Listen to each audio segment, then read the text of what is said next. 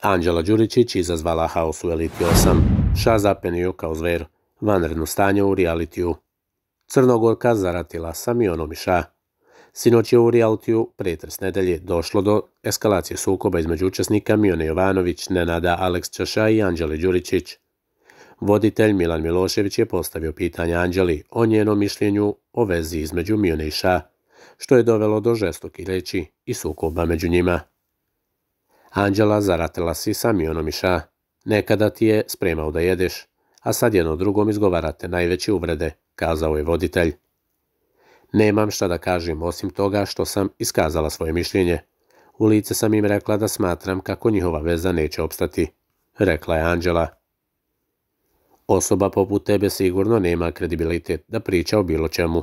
Pokazala si svoje pravo lice.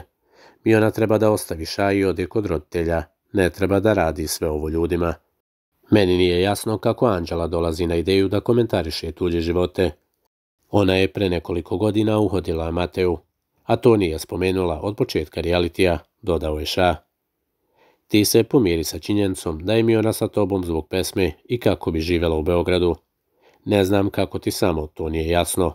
Molim te Ša, budimo realni, kazala je Anđela. Devojko, nisi ti merodavna da govoriš bilo kome bilo šta. Nema tvoja reč težinu.